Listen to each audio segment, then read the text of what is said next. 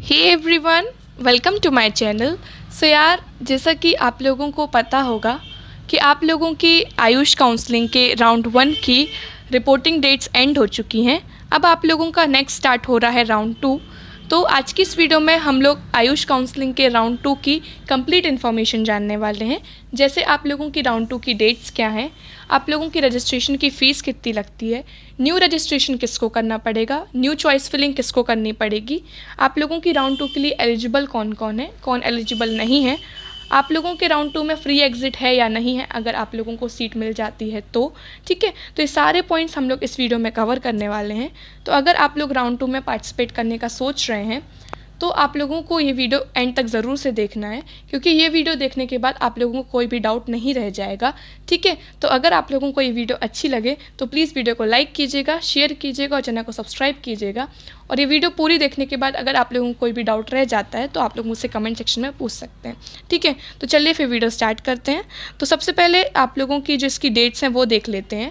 तो आप लोगों की जो राउंड 1 की रिपोर्टिंग की लास्ट डेट 12 दिसंबर थी, फिर बाद में आप लोगों की इसकी डेट एक्सटेंड हो चुकी थी। ठीक है, तो आप लोगों की इसमें डेट्स थोड़ी वेरी करती रहती हैं। तो अगर आप लोगों की राउंड 2 की डेट्स में भी कोई भी चेंजेस आएगा तो मैं आप लोगों को वीडियो के थ्रू इन्फॉर्म कर दूंगी। तो उसके लिए आप लोग चैनल को सब्सक्राइब कर लीजिएगा और बेल आइकन को प्रेस कर लीजिएगा ताकि आप लोग नोटिफाई हो सकें। ठीक है, तो इसमें आप लोगों के रजिस्ट्रेशन, पेमेंट और चॉइस फिलिंग की डेट आप लोगों की 22 दिसंबर से स्टार्ट हो रही है और आप लोगों की इसकी लास्ट डेट 26 दिसंबर है। पेमेंट की आप लोगों की लास्ट डेट 27 दिसंबर है और आप लोग अगर चॉइस फिलिंग करते हैं तो उसमें आप लोग लॉकिंग करने की भी आप लोगों की लास्ट डेट 27 दिसंबर है। ठीक है, फिर उसके बाद आप लोगों का जो राउंड 2 का रिज़ल्ट है वो आप लोगों का 30 दिसंबर को आएगा। और अगर आप लोगों को राउंड 2 में सीट अलॉट हो जाती है और अगर आप लोग अपनी सीट से कम्प्लीटली सेटिस्फाई हैं और अगर आप लोग अपना कॉलेज ज्वाइन करना चाहते हैं तो उसमें आप लोगों की रिपोर्टिंग की डेट 31 दिसंबर से लेकर 9 जनवरी तक दी गई है। तो इस बीच में जाके आप लोग कॉलेज में रिपोर्ट करके अपना एडमिशन कन्फर्म कर सकते हैं। ओके, फिर उसके बाद जैसे अगर आप लोगों को राउंड 2 में सीट अलॉट हो जाती है और अगर आप लोग कॉलेज को ज्वाइन नहीं करते हैं तो आप लोगों के पास फ्री एग्ज़िट का ऑप्शन है। ठीक है, लेकिन अगर आप लोगों ने एक बार ज्वाइन कर लिया उसके बाद आप लोग एग्ज़िट नहीं ले सकते हैं। ठीक है, तो आप लोगों का फ्री एग्ज़िट क्या होता है उसकी मैंने ऑलरेडी एक कंप्लीट डिटेल्ड वीडियो बना दी है जिसमें मैंने आप लोगों को फ्री एग्ज़िट क्या होता है, कौन कौन एलिजिबल है फ्री एग्ज़िट के लिए, अगर आप लोग फ्री एग्ज़िट लेते हैं तो आप लोगों का मनी कब रिफ़ंड होगा, तो सारे पॉइंट्स कवर किए हैं। तो अगर आप लोग वो वीडियो देखना चाहें तो उसकी लिंक मैं आप लोगों को डिस्क्रिप्शन बॉक्स में दे दूँगी, तो आप लोग वहाँ से जाके चेक कर सकते हैं। ओके, तो अगर आप लोगों को सेकेंड राउंड में सीट अलॉट हो जाती है और अगर आप लोग ज्वाइन कर लेते हैं तो आप लोग फ्री एग्ज़िट नहीं ले सकते। आप लोग चाहें तो थर्ड राउंड में अपग्रेड के लिए अप्लाई कर सकते हैं। ठीक है, लेकिन आप लोग जो है एग्ज़िट नहीं ले सकते। ठीक है ना, फिर उसके बाद आप लोगों की जो नेक्स्ट है तो फ़ीस देख लेते हैं रजिस्ट्रेशन की। तो आप लोगों की जो आयुष काउंसलिंग में 2 टाइप की आप लोगों की फ़ीस लगती है। पहली आप लोगों की नॉन रिफंडेबल रजिस्ट्रेशन फ़ीस लगती है, मतलब ये आप लोगों की किसी भी केस में रिफ़ंड नहीं होगी। और दूसरी आप लोगों की रिफंडेबल सिक्योरिटी मनी होता है जो आप लोग अगर फ्री एग्ज़िट लेते हैं तो आप लोगों का रिफ़ंड हो जाता है। ठीक है, तो आप लोग का जो नॉन रिफंडेबल रजिस्ट्रेशन फ़ीस है वो अगर आप लोग गवर्नमेंट एडेड या फिर आप लोगों और जो कॉलेजेस हैं उनके लिए अगर आप लोग अप्लाई करते हैं तो आप लोगों अगर जनरल कैटेगरी से आते हैं, जनरल EWS से आते हैं या फिर OBC से आते हैं तो आप लोगों की 1000 रुपीज़ रजिस्ट्रेशन फ़ीस है। और अगर आप लोग SC ST या फिर PWD में आते हैं तो फिर आप लोगों की इसमें 500 रुपीज़ रजिस्ट्रेशन फ़ीस है। और अगर आप लोग डीम्ड यूनिवर्सिटी के लिए रजिस्ट्रेशन करना चाहते हैं तो उसके लिए आप लोगों की 5000 रुपीज़ रजिस्ट्रेशन फ़ीस है। ये आप लोगों की सारी कैटेगरीज़ के लिए है। ठीक है, और फिर उसके बाद आप लोगों की जो रिफंडेबल सिक्योरिटी मनी है वो आप लोगों का जो गवर्नमेंट एडेड कॉलेजेस होते हैं उसके लिए आप लोगों की 10,000 रुपीज़ है। और आप लोगों की जो डीम्ड यूनिवर्सिटीज़ होती हैं उसके लिए आप लोगों की 50,000 रुपीज़ है। ठीक है, तो जैसे अगर ऐसे कैंडिडेट्स जो गवर्नमेंट और डीम्ड दोनों के लिए अप्लाई करना चाहते हैं तो उन लोगों को जो आप लोगों की डीम्ड यूनिवर्सिटी की फ़ीस है वो आप लोगों को देनी पड़ेगी। मतलब आप लोगों को रजिस्ट्रेशन के लिए देना पड़ेगा 5000 रुपीज़ और आप लोगों को सिक्योरिटी मनी देनी पड़ेगी 50,000 रुपीज़, यानी कि टोटल आप लोगों को 55,000 रुपीज़ देना पड़ेगा अगर आप लोग गवर्नमेंट और डीम्ड दोनों के लिए अप्लाई करना चाहते हैं, या सिर्फ आप लोग अगर डीम्ड यूनिवर्सिटीज़ के लिए अप्लाई करना चाहते हैं। ठीक है, फिर उसके बाद आप लोगों को एक बार सेकेंड राउंड की प्रोसेस बता देते हैं। जैसे आप लोगों का राउंड 1 का रिजल्ट आ गया, रिपोर्टिंग हो गई, ठीक है, उसके बाद राउंड 1 में जितनी भी सीट्स बची हुई हैं, ठीक है, वो आप लोगों को पब्लिश करी जाएंगी, जिससे आप लोग डिसाइड कर सकें कि आप लोगों को चॉइस फिलिंग में क्या क्या चॉइसेस भरनी है। ठीक है, तो वो आप लोगों की अभी एक दिन डिस्प्ले हो जाएंगी, तो जिस दिन वो डिस्प्ले होंगी तो वो मैं आप लोगों को वीडियो के थ्रू इन्फॉर्म कर दूंगी। ठीक है, फिर उसके बाद जब आप लोगों की नेट वैकेंट सीट्स बचती हैं, उसके बाद आप लोगों की डिस्प्ले हो जाती हैं, उसके बाद आप लोगों का रजिस्ट्रेशन स्टार्ट होगा। जो कैंडिडेट्स राउंड 1 में ऑलरेडी रजिस्टर कर चुके हैं उनको दोबारा रजिस्ट्रेशन करने की ज़रूरत नहीं है। ऐसे कैंडिडेट्स जिन्होंने राउंड 1 में रजिस्ट्रेशन नहीं किया था उनको ही राउंड 2 में रजिस्ट्रेशन करना है। जो राउंड 1 में रजिस्ट्रेशन कर चुके थे उनको दोबारा रजिस्ट्रेशन नहीं करना है, लेकिन फ्रेश चॉइस फिलिंग सबको करनी पड़ेगी।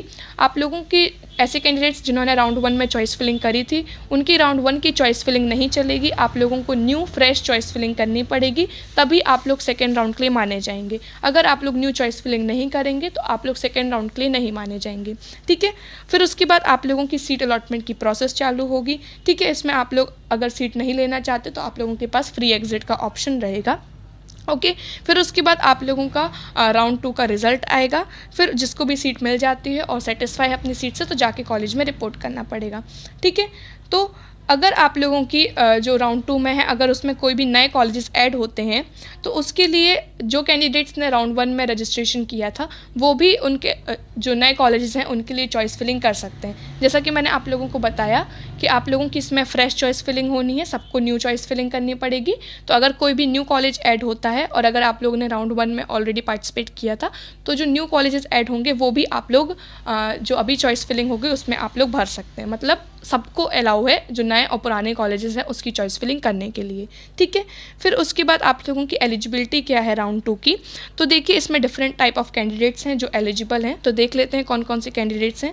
जैसे पहले टाइप के कैंडिडेट्स आ जाते हैं जिनको राउंड 1 में पार्टिसिपेट किया था और अगर कोई भी सीट अलॉट नहीं हुई है तो वो कैंडिडेट्स राउंड 2 के लिए एलिजिबल हैं। फिर दूसरी टाइप ऑफ कैंडिडेट्स, अगर जैसे किसी कैंडिडेट की डॉक्यूमेंट वेरिफिकेशन के टाइम पे सीट कैंसिल हो गई है तो वो भी राउंड 2 के लिए एलिजिबल हैं।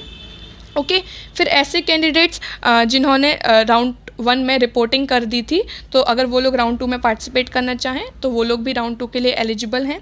फिर उसके बाद ऐसे कैंडिडेट्स जिनको राउंड 1 में सीट अलॉट हो गई थी और अगर उन लोगों ने ज्वाइन नहीं किया था अपनी सीट को तो वो भी राउंड 2 के लिए एलिजिबल हैं।